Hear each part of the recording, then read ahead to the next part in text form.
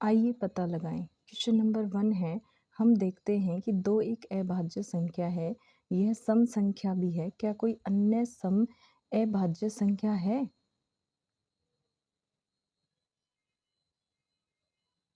दो एक अभाज्य संख्या है क्योंकि इसके केवल 2 ही गुणनखंड हैं। कौन कौन से 2 हैं? 1 एंड 2। 2 एक सम संख्या भी है। नहीं, कोई अन्य सम अभाज्य संख्या नहीं हो सकती क्योंकि 2 उसका गुणनखंड हो जाएगा। नेक्स्ट क्वेश्चन है, 100 तक की अभाज्य संख्याओं की सूची देखिए। 2 क्रमागत अभाज्य संख्याओं में न्यूनतम एवं अधिकतम अंतर क्या है? ये 100 तक की अभाज्य संख्याओं की सूची है। ठीक है, इसमें 2 अभाज्य है, 3, 5, 7, 11, 13, 17, 19, 23, 29, 31, 37, 41, 43, 47, 53, 61, 59, 67, 71, 73, 79, 83, 89, 97। तो 2 क्रमागत अभाज्य संख्याओं में न्यूनतम अंतर है। न्यूनतम अंतर तो 3 - 2 1 का है और 2 क्रमागत अभाज्य संख्याओं में अधिकतम अंतर है वो 97 से लेकर 89 यानी 8 का अधिकतम अंतर है। क्वेश्चन नंबर 3 है, क्या प्रत्येक पंक्ति में एक समान संख्या में अभाज्य संख्याएं थी? किन दहाइयों में न्यूनतम अभाज्य संख्याएं हैं? यह भी बताइए कि पिछले पृष्ठ पर दी गई सारणी में किनमें अधिकतम अभाज्य संख्याएं हैं। तो हमने जो ऊपर अभी-अभी अभाज्य संख्याओं की जो देखी है, सारणी देखी है, उसमें हमने देखा प्रत्येक पंक्ति में अलग-अलग अभाज्य संख्याएँ हैं। इसमें 4 हैं, फिर इसमें 4 हैं, फिर 2 हैं, फिर 3 हैं, फिर 3 हैं, फिर 2 हैं, 2 हैं, 3 हैं, 2 हैं, 1 है। तो हर एक पंक्ति में अलग-अलग अभाज्य संख्याएँ हैं। तो नहीं, प्रत्येक पंक्ति में एक समान संख्या में अभाज्य संख्याएं नहीं हैं। 91 से 100 के बीच सबसे कम अभाज्य संख्याएं हैं। 91 से 100 के बीच सब यानी एक ही अभाज्य संख्या है, तो सबसे कम 91 से 100 के बीच अभाज्य संख्याएं हैं। सबसे ज़्यादा है 1 से 10 के बीच में और 11 से 20 के बीच में। इसमें सबसे ज़्यादा अभाज्य संख्याएं हैं 1 से 10 के बीच में और 11 से 20 के बीच में। तो इसमें 4 अभाज्य संख्याएं हैं। तो सबसे ज़्यादा 1 से 10 और 11 से 20 के बीच में है, सबसे कम 91 से 100 के बीच में है। अगला क्वेश्चन है क्वेश्चन नंबर 4, इनमें से कौन सी संख्याएं अभाज्य हैं?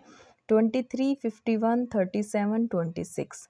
तो 23 के यदि हम गुणनखंड निकालते हैं तो 1 और 23 इसके गुणनखंड है, तो अभाज्य संख्या है क्योंकि अभाज्य संख्या के 2 गुणनखंड होते हैं। फिर 51 के यदि गुणनखंड निकालते हैं तो 1, 3, 17, 51, तो ये भाज्य संख्या है क्योंकि इसके गुणनखंड 2 से ज़्यादा हैं। 37 के गुणनखंड है 137, तो ये भी एक अभाज्य संख्या है। 26 के गुणनखंड है 1, 2, 13 एंड 26, तो ये भी एक भाज्य संख्या है। तो अभाज्य संख्याएं कौन कौन सी हो गई? 23 और 37 अभाज्य संख्याएं हैं। क्वेश्चन नंबर 5 है, अभाज्य संख्याओं के 3 युग्म लिखिए जो 20 से कम हो और उनका योग 5 का गुणज हो। तो 20 से कम की अभाज्य संख्या हमने लिख ली 2, 3, 5, 7, 11, 13, 17, 19। और 5 के गुणज क्या होते हैं? 5, 10, 15, 20, 25। ये सभी क्या है? 5 के गुणज हैं। इसलिए अभाज्य संख्याओं के 3 युग्म जो 20 से कम हो और जिनका योग 5 का गुणज हो, 2 और 3, 2 और 5 का योग कितना है? 5 है, जो 5 का गुणज है। ठीक है, 7 और 3 का योग 10 है, जो 5 का गुणज है। फिर 2 और 13 का योग 15 है, जो 5 का गुणज है। 3 और 17 का योग 20 है, जो 5 का गुणज है। अगला है क्वेश्चन नंबर 6, संख्या 13 और 31 अभाज्य संख्याएं हैं। इन दोनों संख्याओं में अंक 1 और 3 समान है। 100 तक की संख्याओं में से ऐसे अन्य सभी अभाज्य संख्याओं के युग्म ज्ञात कीजिए। ठीक है, यानी ऐसे युग्म चाहिए जो उल्टा करने पर मतलब संख्या सेम रहे। जैसे 17 है तो 71 हो गया, 37 है तो 73 हो गया, 79 है और 97 है। तो ये 3 ऐसे पेयर हैं और एक दे ही रखा है 13 और 31। ठीक है, तो 100 से कम की संख्या में 4 ऐसे पेयर हैं जिनमें अंक क्या है? समान है। नेक्स्ट क्वेश्चन नंबर 7 है 1 से 100 तक के बीच 7 क्रमागत भाज्य संख्याएं बतानी है। भाज्य संख्याएं वो होती हैं जिसके 2 से ज़्यादा गुणनखंड होते हैं। ठीक है, तो 90, 91, 92, 93, 94, 95 ये क्रमागत 7 भाज्य संख्याएं हैं जो 89 और 97 यानी 2 अभाज्य संख्याओं के बीच में 7 क्रमागत भाज्य संख्याएं। क्वेश्चन नंबर 8 है अभाज्य संख्याओं के युग्म जिनका अंतर 2 हो जुड़वा अभाज्य युग्म यानी ट्विन प्राइम्स कहलाती हैं। उदाहरण के लिए 3 और 5 जुड़वा अभाज्य युग्म है।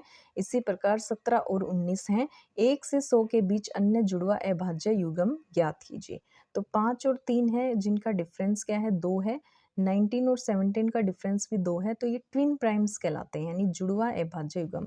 इसी प्रकार से 5,7 हो गया, 11,13, 29,31, 41,43, 59,61, 71,73। क्वेश्चन नंबर 9 है प्रत्येक कथन को सही या गलत के रूप में पहचानिए एवं स्पष्ट कीजिए। सही गलत बताना है और उसका कारण भी बताना है। ठीक है, तो फर्स्ट पार्ट है ऐसी कोई अभाज्य संख्या नहीं है जिसका इकाई का अंक 4 हो। तो ये बात सही है क्योंकि यदि इकाई का अंक 4 होगा तो वो संख्या 2 से तो भाग हो ही जाएगी, तो वो अभाज्य नहीं होगी, वो भाज्य होगी। अगला है पार्ट बी, अभाज्य संख्याओं का गुणनफल भी अभाज्य हो सकता है। नहीं, मतलब असत्य हो गया। क्यों हो गया? क्योंकि कोई भी 2 संख्याओं का गुणनफल है वो उस संख्या से तो भाग हो ही जाएगा जो उनके जिन संख्याओं से उससे गुना किया गया है। जैसे कि 2 गुना 3 बराबर 6 है, तो 6 2 और 3 दोनों से भाग हो जाएगा। तो इसलिए हम ये कह सकते हैं कि 2 अभाज्य संख्याओं का गुणनफल अभाज्य नहीं हो सकता। अगला सी पार्ट है अभाज्य संख्याओं के कोई गुणनखंड नहीं होते। ये भी बात असत्य है क्योंकि अभाज्य संख्याओं के 2 गुणनखंड तो होते ही हैं। एक तो 1 होता है और एक स्वयं वो अभाज्य संख्या होती है। जैसे कि 3 एक अभाज्य संख्या है तो इसके 1 और 3 2 गुणनखंड हैं। डी पार्ट सभी सम संख्याएं भाज्य संख्याएं होती हैं।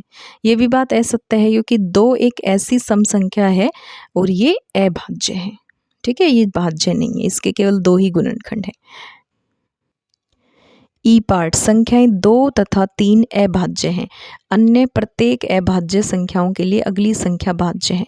ये बात सही है क्योंकि 2 और 3 ही ऐसी संख्याएं हैं जिनके बीच में 1 का डिफरेंस है, क्योंकि उसके बाद क्या आएंगी, सम के बाद विषम आएंगे, विषम के बाद फिर से सम संख्या आ जाएगी और कोई भी जो सम संख्या होगी वो 2 से 2 भाग होगी ही। इसलिए 2 के अलावा सारी जो सम संख्याएं हैं वो क्या होंगी, भाज्य संख्याएं होंगी। तो ये बात ट्रू हो गई। क्वेश्चन नंबर 10 निम्नलिखित में से कौन सी संख्या को 3 अलग अलग अभाज्य संख्याओं के गुणनफल के रूप में व्यक्त कर सकते हैं? 45, 60, 91, 105, 330। तो 45 को यदि हम करेंगे तो इसके जो गुणनखंड हो गए वो 3 3 5 हो गई, तो ये तो रिपीटेड हो गई। ठीक है, फिर 60 के हो गए 2 गुना 3 गुना 2 गुना 5, इसमें भी 2 रिपीटेड हो गया। 91 के केवल 2 ही गुणनखंड है, 7 × 13।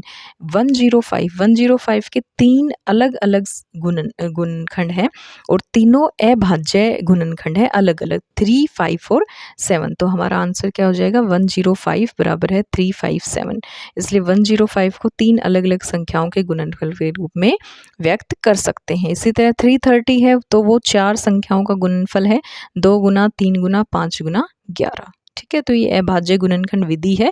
इससे हम पता लगा सकते हैं कि कितने जो गुणनखंड के रूप में कितनी संख्याओं के गुणनफल के रूप में हम अभाज्य संख्याओं के गुणनफल को व्यक्त कर सकते हैं। क्वेश्चन नंबर 11 अंक 2, 4 और 5 को एक बार प्रयोग करके आप 3 अंकों की कितनी अभाज्य संख्याएं बना सकते हैं? तो यदि हम 2 को इकाई के अंक पे रखेंगे तो वो 2 से भाग हो जाएगा, 4 को इकाई के अंक पे रखेंगे वो भी 2 से भाग हो जाएगा, 5 को इकाई के अंक पे रखेंगे तो 5 से भाग हो जाएगा। इसलिए 2, 4, 5 को एक बार प्रयोग करके कोई भी 3 अंकों की अभाज्य संख्या नहीं बन सकती, तो ये इम्पॉसिबल है। अगला है क्वेश्चन नंबर 12। ध्यान दीजिए 3 एक अभाज्य संख्या है और 2 गुना 3 यानी 3 को 2 से गुना करके उसमें 1 जोड़ने पर 7 जो कि एक अभाज्य संख्या आती है। क्या और भी ऐसी अभाज्य संख्याएं हैं जिन्हें 2 से गुणन करके एक जोड़ने पर अन्य अभाज्य संख्याएं प्राप्त होती हैं? ऐसे कम से कम 5 उदाहरण ज्ञात कीजिए। ठीक है, तो जैसे कि हम 2 लेते हैं, 2 एक अभाज्य संख्या है, उसको 2 से गुना करेंगे, उसमें 1 जोड़ेगा 5 आ जाएगा। ठीक है, ये हो गया अभाज्य हो गया। फिर 5 लेंगे, 5 को 2 से गुना करेंगे, 1 जोड़ेंगे 11 आ जाएगा। फिर 7 लेंगे, 7 को 2 से गुना करके 1 जोड़ेंगे 15 आ जाएगा, जो कि एक अभाज्य संख्या नहीं है। ठीक है, 11 को 2 से गुना करके 1 जोड़ेंगे 23 आ जाएगा, ये भी एक अभाज्य संख्या है। 13 को 2 से गुना करके 1 जोड़ेंगे 27 आ गया, ये एक अभाज्य संख्या नहीं है। फिर 23 को 2 से गुना करके 1 जोड़ेंगे 47 आ गया, एक अभाज्य संख्या है। 29 को 2 से गुना करके 1 जोड़ेंगे 59 आ गया, ये भी क्या है, एक अभाज्य संख्याएं हैं। तो इस तरह के हमने 5 पेयर ढूंढ दिए जो कि क्या है, अभाज्य संख्याएं बनाती हैं 2 से गुना करके उसमें 1 जोड़ने पर।